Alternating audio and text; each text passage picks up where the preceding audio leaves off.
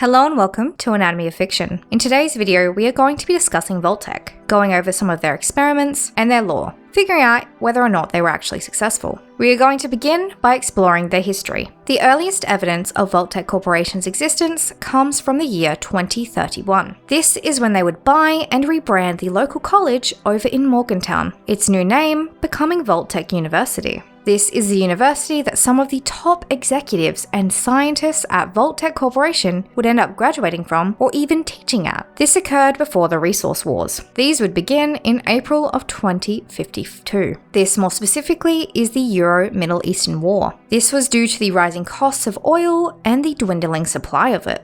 This would not be the only sign of trouble to spur fear in the hearts of those both nationwide and internationally, with the arrival of the new plague and its spreading. This causing the United States to close its borders and declare a nationwide quarantine in the year 2053. This would cause the United States to set up Project Safehouse in the year 2054. This is where we would have the government in the United States financing a project from Vault-Tec to create 122 shelters in case of some kind of emergency, whether it be another plague or something like a nuclear war. I wonder which it could be. In late 2054, construction would begin on the vaults. Well, most of them anyway. Also in 2054, the ZAX 1.0 prototype would go online. The initial purpose of this supercomputer was to govern the vaults. However, it also found purposes in other areas. The ZAX 1.0 also found its way over to the Department of Energy and was used as a way of collecting resource data. In 2055, the military would also acquire their own ZAX computers for plague and tactical research.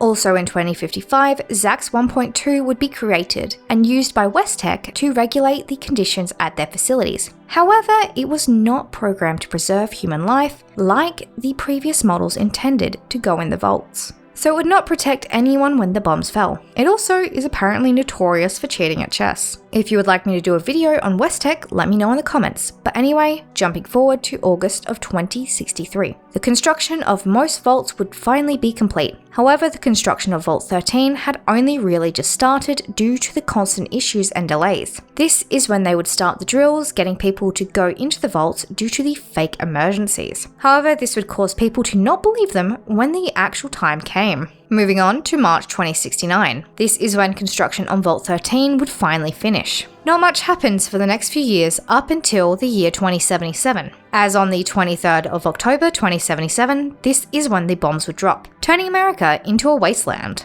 Also on the 23rd of October 2077, we would see the results of the first of Vault-Tec's experiments inside of the vaults. But which vault would this be? Well, it would be Vault 12. This is also known as Necropolis, as this is the vault door that never actually closed. This would show what would happen to those exposed to the radiation from the warheads. Now we are going to jump forward to the year 2090. This is when Vault 29 would open. This is the vault that Harold would come from. This vault is the vault that contained only children, so everyone was under the age of 15 when they went into the vault. In the next year, in 2091, Vault 8 would open. They would use the GEC right outside of their vault, setting up the site for Vault City to be built. This vault was initially planned to go back into the wasteland after 10 years of safety in the vault. However, this would occur after 14 years, with the all clear coming from their overseer a little behind schedule. Moving on to 2097. This is when, due to several issues with Vault 15, it would open. Vault 15 was a multicultural vault that contained radically diverse ideologies. It was supposed to stay closed for 50 years. However, due to a lack of population control and many issues leading to a schism, it would open early, leading to the formation of 3 raider gangs and, of course, Shady Sands.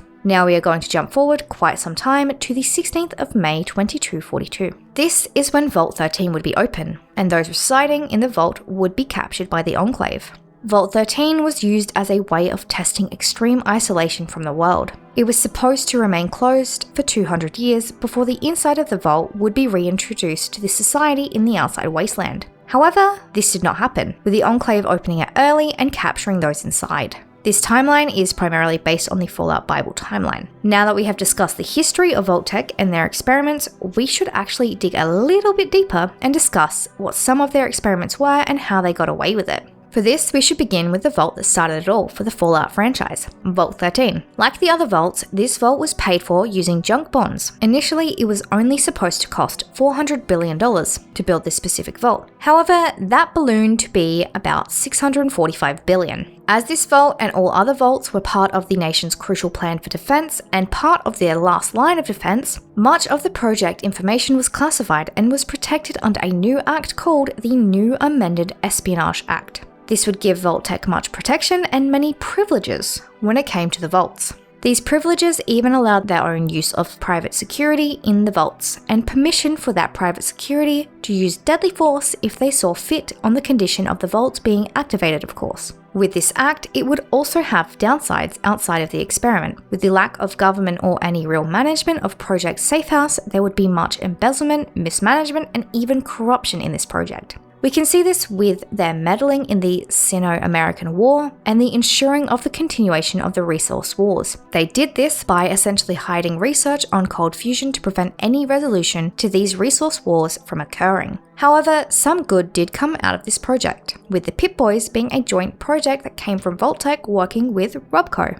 However, this was one of their few generally good projects when it came to anything to do with the vaults and vault dwellers, and just Vault-Tec in general. Within the development of the vaults, there was the Societal Preservation Program. This was led by Stanislaus Brown, who you also may know as Betty if you have ever visited Vault 112 and Tranquility Lane in Fallout 3. The Societal Preservation Program was all about studying humans and the survival of humanity in the extreme conditions of various experiments, as well as finding those who were most fit to survive. Of these 122 vaults, 17 of them were control vaults. Many were also mild in nature when it came to experiments. For example, Vault 22. This vault was intended to find a solution to global hunger. This was prior to the bombs dropping in the Great War. They were dedicated to finding crops that would be resistant to drought, disease, and insects. This vault was great in theory and was a good experimental idea for a vault. When it came to fixing humanity's issues based on the appearance of the wasteland, you can tell they were not all that successful. But with this vault came many darker vaults and their experiments. For example, Vault 81. This vault had the purpose of searching for a universal cure for every single illness that a human could possibly catch. Sounds lovely.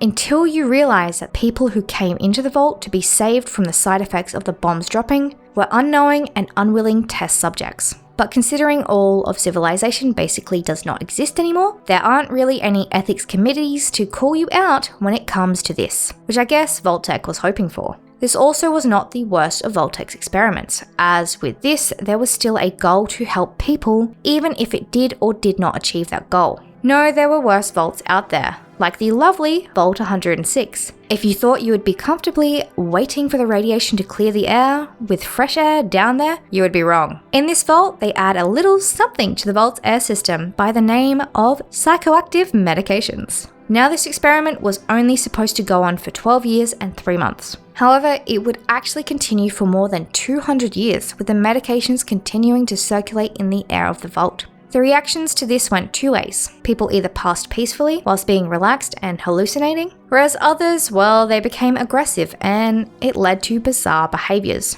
There were also just plain strange experiments, which would have proven minimally helpful for human survival research, like that of Vault 77. This vault had one sole resident, kept company by the crate of puppets he would eventually find in this vault. I am sure you can figure out how well that went. These were not the only experiments or offers from Vault-Tec. A great example of this, for those families who could not afford to purchase the expensive comfort of waiting out the wasteland's radioactivity, they could buy another product. What could this be? Well, you could buy the product known as Plan D, which was banana-flavored cyanide. I guess it was to prevent little Timmy from smelling almonds, if you catch my drift. But if that is not your style, then there is also the Series 1000 shelters. These are the smaller, single-level shelters that were easy to set up but provided less comfort and less protection than a vault. Vault-Tec would also keep their experimental attitude and strict rules for the workplace. If you look at the Vault-Tec employee manual, this is made pretty evident, especially with some of the rules like bathroom breaks for employees must be a maximum of 2 minutes and 15 seconds. I feel sorry for whoever is dealing with that and whoever is timing that.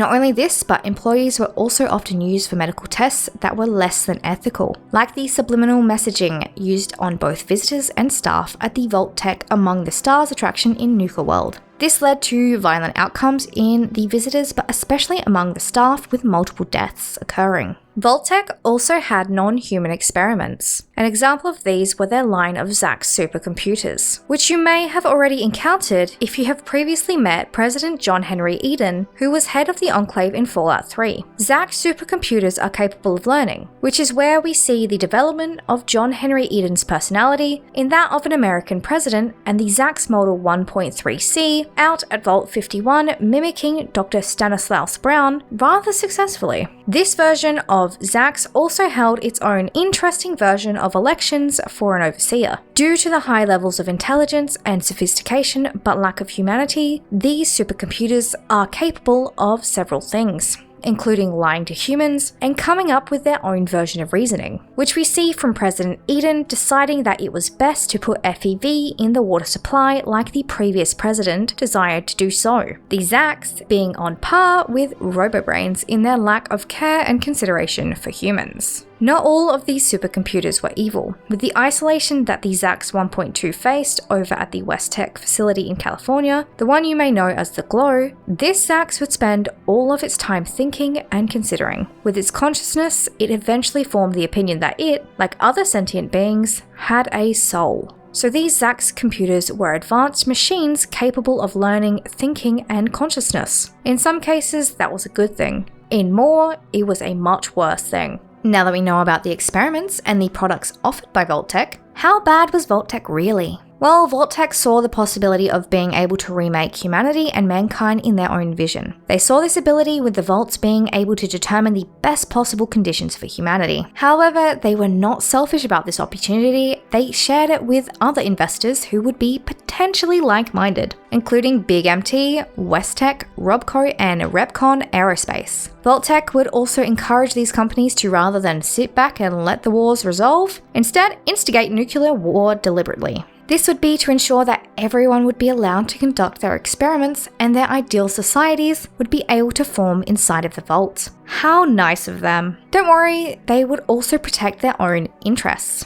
They were a large corporation messing with vulnerable people after all. This would be through the construction of Vault 63, which was created by one of the members of the board of directors, Hugo Stolz. The only reason he was allowed this vault, as it was said to be a vault for researching technology that would be helpful for post-war societies. There was also Vault 88, which was planned to be used as a vault to test various prototypes, and eventually distribute the successful ones to other vaults. And also Vault 76. This vault had very special orders. The overseer of this vault was supposed to attempt to gain access to and take over the control of the Appalachian Automated Launch System, planning to forcibly take away these nuclear weapons from the military. This would not be successful, as we know, as these missiles would never actually fire. With these three vaults, they were an attempt to continue Vault-Tec's relevance past some sort of post-apocalyptic event, with Vault-Tec being a company that would majorly profit off of nuclear fallout and resource wars that were going on. So if there were to be any peaceful resolutions to the resource wars, especially the Sino-American War, Vault-Tec Corporation would lose money. This was evident with the decreased sales projections that came along with the peace talks between the US and China after the battle for Anchorage, potentially hinting that a hand was had in the Great War, as no one knows who sent the first bomb on the 23rd of October 2077, nor do they know if it actually came from China or America. In this sense, you could consider them evil based on their experiments and prevention of peaceful resolutions to the ongoing resource wars. But was Vault-Tec successful in its goals? Well, that depends specifically on the goals and what you define success as. If you define success as getting most of the vaults built, being supported by the government, and having a get-out-of-jail-free card for whatever atrocities they wanted to commit, under the guise of them being experiments, then yes, these short-term goals were quite successful. However, this could be seen as their only forms of success. If we look at the actual experiments inside of the vaults, many of them actually failed, and in some cases, populations would just die out inside of the vaults due to issues with the vaults, them not being fully completed, or just, massive fights breaking out, as we saw in Vault 106. With Vault 106 turning into a hallucination-filled bloodbath for anyone or anything who stepped foot inside even 200 years later. The experiment in Vault 81 never truly getting off the ground due to the free will of the Overseer not wanting to subject her fellow Vault dwellers to disease, death, and unwanted human experimentation, and Vault 22 having the horrors of fungal infection thanks to Big MT turning them into monsters rather than curing world hunger.